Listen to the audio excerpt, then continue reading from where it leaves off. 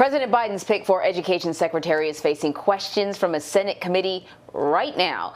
The coronavirus pandemic, remote learning, and student loan forgiveness will all be on the agenda as senators question Connecticut Education Commissioner Miguel Cardona.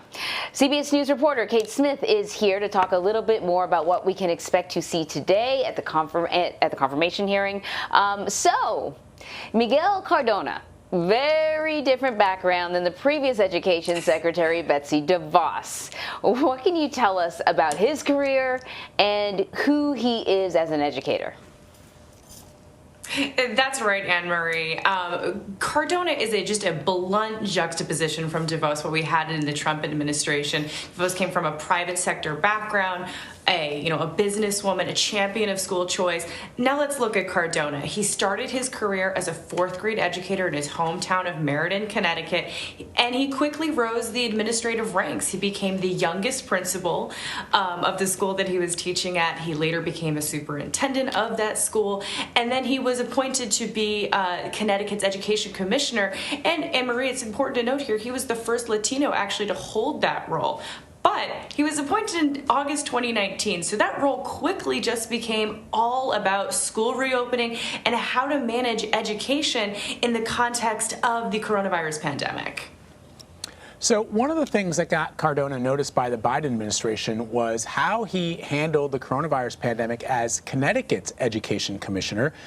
Where does Cardona stand on reopening schools around the country, and how did he work with teachers and, I guess more importantly, the unions to open schools up in Connecticut? That's right, Vlad. Reopening schools is dicey territory between navigating what parents want, what students need, what teachers feel safe, and then also what the unions are advocating for. So the approach that Cardona took, heavy communication. He was over-communicating from emails that we're able to see now, constantly in communication with those union leaders, even when his beliefs and how he was going to move forward was unpopular, and he knew that it would be. So, for example, he was a large champion of reopening schools in Connecticut. It was a priority to him over the summer. He saw that a lot of students who came from low-income backgrounds were really going to be impacted by, having schools closed, remote learning for another year. He was acutely aware of those achievement gaps that were growing. So his priority was to reopen those schools, and the approach that he took was over-communicating with those union leaders, letting them know, hey, we need to do this. Here's why. I'm not trying to put your teachers in an unsafe position, but we have to understand these students are falling behind, and they might fall behind to a point that they might not be able to come back. So that was the approach that he took, and when he's done interviews since that appointment from President Biden, he's mentioned that over communication, talking with the unions, letting them know, a lot of back and forth, and then really thinking about those students that might be falling behind, might be falling in between the cracks, and what do they need, and how can you prioritize those students? Student loan forgiveness, huge issue for some Senate Democrats, Bernie Sanders, Elizabeth Warren. I think a lot of people like the idea, but they're confounded as to how it could be pulled off. President Biden has been a little more moderate on the issue. Where does Cardona stand on that?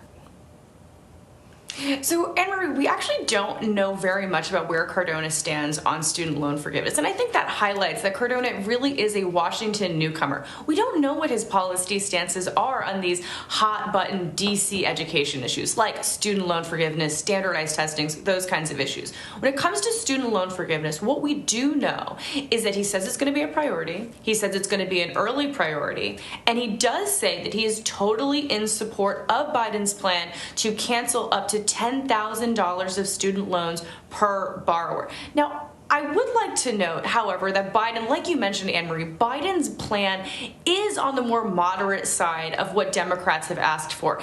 And today, when Cardona is in that confirmation hearing, he will face two senators who have been vocal about wanting to go much further than Biden's plan. Warren and Bernie Sanders both are on that committee that Cardona will face today.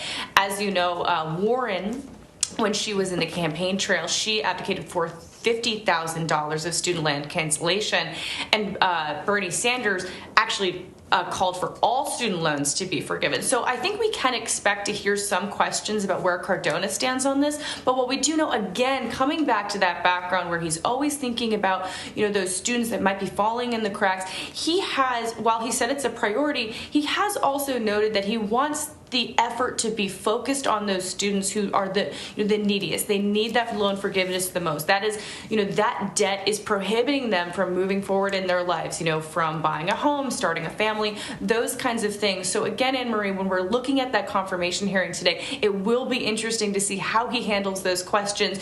And, is it a blanket student loan forgiveness, or is it more pointed towards specific students that perhaps might need that student loan forgiveness more?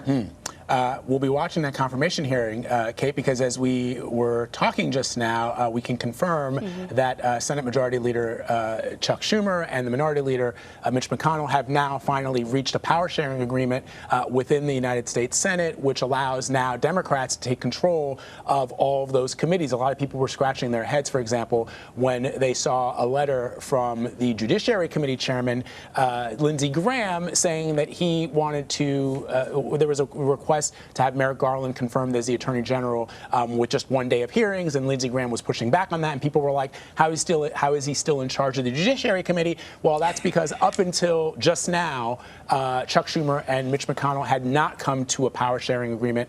Now the breaking news, of course, is that they have an organizing resolution for the 50-50 Senate, which now allows Democrats to take control of the committee assignments and of the chairmanships of those committees. So what would be on his agenda if Cardona is confirmed? Again, Cardona is very interested in how to identify those students that are falling in the cracks, students that come from low-income families, the ones that rely on public school the most. So I think what we'll see when he, if he is confirmed, he's going to be looking at all of the different things that everyone is interested in: school reopening, student loan forgiveness, standardized testing, all of those things, but all within the context of how are we making sure that we are accounting for all students across the income spectrum, across the socioeconomic spectrum, and making sure that we're not making blanket policy decisions that only really impact the, say, middle 50% and neglect, say, the bottom 25% that may not be able to utilize those, policy decisions the way that, perhaps policymakers envisioned.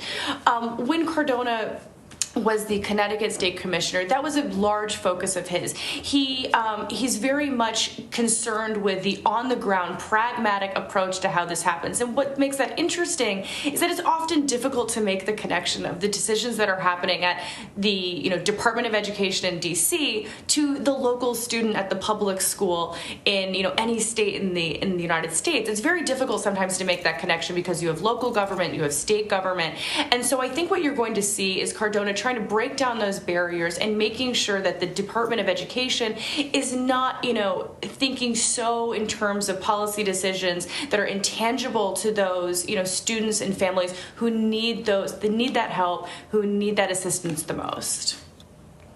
All right, Kate, always appreciate your reporting. Thank you very much. Thanks for having me.